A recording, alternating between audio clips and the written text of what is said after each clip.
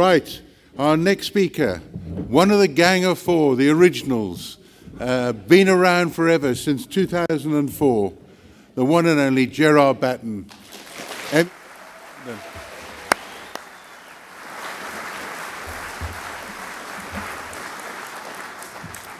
Thank you very much, everybody. Now, we're supposed to finish at past. Do you mind if I eat 10 minutes into your lunch break? Right. Now, I'm going to start by assuming that everybody here wants to leave the European Union. Is that correct? I kind of thought that was. So what I'd like to do now is ask you three simple questions. How many of you want to leave the European Union as quickly as possible? Number two, how many of you would like us to keep open borders with the European Union? And how many of you would like us to go on paying money into the EU budget after we leave? I thought that was the response I was going to get. In that case, I'd like to explain to you how you can have number one, but don't have to have number two and three. Now, 7 weeks ago, as you know, British people voted in a referendum to leave the European Union. And what's happened since? Nothing. Mrs. May hasn't even managed to write the simple letter to the European Council saying that she wants to trigger Article 50 of the Lisbon Treaty. Now, it's accepted wisdom that a member state can only leave the European Union by using Article 50. Well, what does Article 50 actually say? It lays out an obscure and ill-defined mechanism for leaving the EU, which is like joining, only in reverse. Instead of negotiating your way in, we have to negotiate our way out. So let's just recap for a moment on what Article 50 actually says, and I'll make 6 simple points. Number one, any member state can leave the European Union according to its own constitutional requirements. Number two, the member state deciding to withdraw has to notify the European Council, the heads of government, and shall negotiate an agreement on withdrawal with the Council. Number three, the period from notification to conclusion shall be 2 years. However, number four, the negotiating period may be extended indefinitely with the unanimous agreement of the other member states. Number five, the member state withdrawing may not participate in the discussions of the European Council or its decisions concerning it. And number six, to conclude, the final agreement has to be approved by a decision of the European Council by a qualified majority vote after they have obtained the consent of a vote of the European Parliament.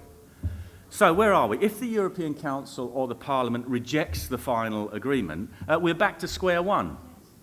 However, at that point, the withdrawing member does have the right to withdraw unilaterally anyway. So at the end of 2 years of protracted and painful negotiations, we could find ourselves in exactly the same position we started out in, wanting to leave, but with no agreement with the European Union.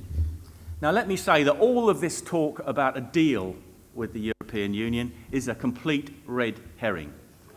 No deal is required.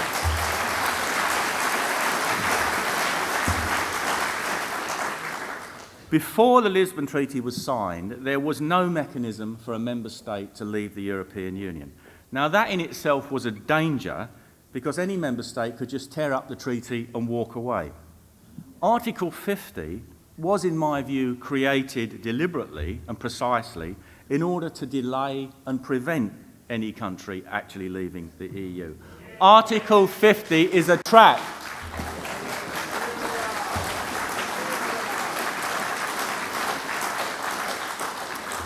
So if we don't want to be delayed and prevented, what should we do?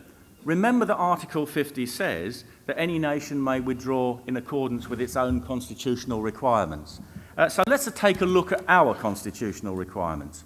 We joined the European Economic Community on the 1st of January 1973 by means of the European Communities Act 1972. This act made us members of the EC and gave EU law supremacy over domestic law. Now, I won't bore you here now with a long litany, a dreary long litany of successive EU treaties that have taken away more and more power from our own Parliament and transferred them to the European Union so that it now controls most areas of domestic policy. But we are a member and we remain a member of the European Union purely by means of the 1972 Act. And Parliament has the right to repeal that Act any time it likes.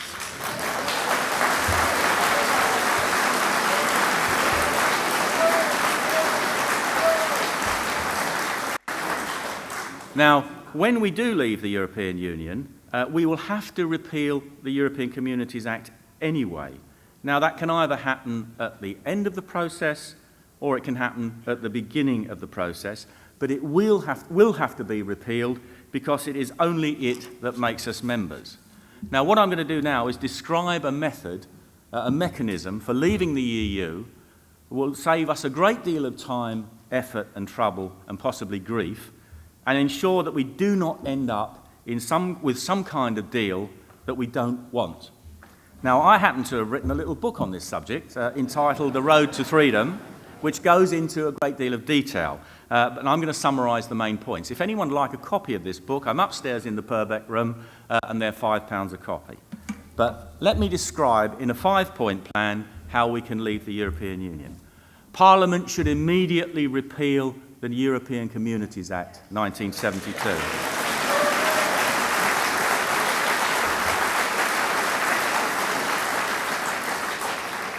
This would immediately return lawmaking supremacy to our own Parliament and jurisdiction to our own courts. Now, number 2, the repealing act should specify that all EU directives which have been transposed into acts of Parliament and EU regulations will remain in force until amended or repealed by Parliament. Chaos would not there ensue. Point number 3. However, this would allow us to take immediate action to introduce emergency legislation on immigration and border control and restore control of border control and immigration.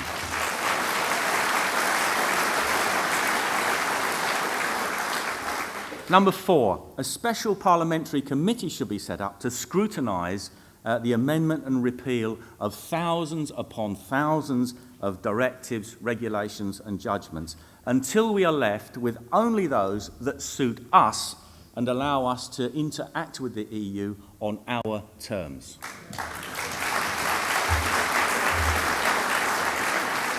And lastly, number 5, while all this is happening, we can have the very friendly but firm negotiations with the EU to decide those matters about trade and cooperation that we wish to continue with. Now, the big difference between this method and using Article 50 is that by repealing the 1972 Act, the British Parliament and government is put in the driving seat and not the EU.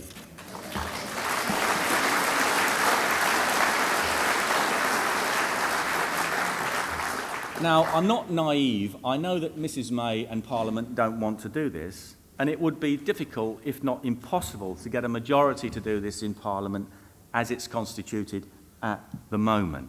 But that's not the point. Now, I think it was Bismarck that said, politics is the art of the possible. But surely UKIP has proved that our politics is the art of achieving that which everybody else said was impossible.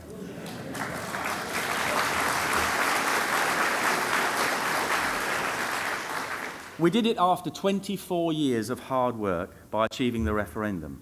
And having won that referendum, we must now aim for complete withdrawal from the European Union on our terms, not the EU's.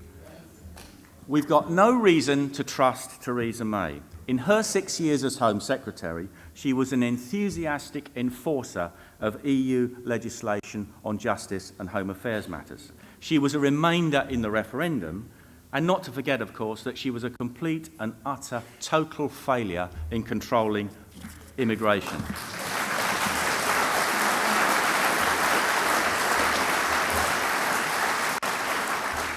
Now, as I said, she's not even written the little note on her flowered note paper or whatever to the European Council to trigger Article 50. What I fear is that she intends to delay our withdrawal from the EU until she can find a way of reneging on her promise to make Brexit mean Brexit. Now, if she delays beyond the next general election, the next Parliament could claim that it has a new mandate and it could refuse to implement the referendum decision, which of course was only consultative anyway. It has no legal force. Or perhaps she will contrive to arrive at some kind of deal that looks like the Swiss or Norwegian options. And that would mean open borders, it would mean paying contributions to the EU budget, it would mean being bound by a very large percentage of EU law, in which case we might as well not have bothered in the first place. Now, some people would tell you that we can't repeal the Act because of our obligations under international law. This is not so. Treaties are merely agreements between governments. They have no force in English law until they are enacted as Acts of Parliament. And those Acts of Parliament can be repealed by Parliament. Now, those who feel squeamish about walking away from a treaty should remember that history is littered with abandoned treaties that have outlived their usefulness. A people that chooses to be free cannot be bound by a treaty dishonestly entered into 44 years previously and which has robbed them of their freedom.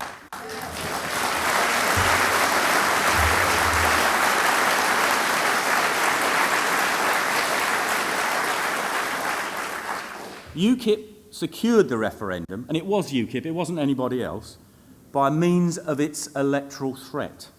Now we must keep up the pressure by rejecting Article 50 and demanding that we leave as quickly as possible by repealing the European Communities Act as a first step. If we don't do that, as I said, we may find that we never actually leave at all. UKIP was right about leaving the European Union, and we are right about this. We didn't lack the foresight, determination and courage to fight to win the referendum, and we must not lack those same qualities in the fight to leave the European Union. Before I close, let me take a sounding of the audience. How many people think we should repeal the 1970 European Communities Act first? All shout repeal. Repeal! How many people are fans of Article 50? There's always got to be one, hasn't there? Well, our real job is now just beginning, which is to make Brexit mean Brexit. Brexit must mean Brexit. Now, I'm not looking for any more work. I'm pretty busy at the moment. But if our new leader, Diane James, was to ask me to be the spokesman on Brexit, then I couldn't refuse. Thank you.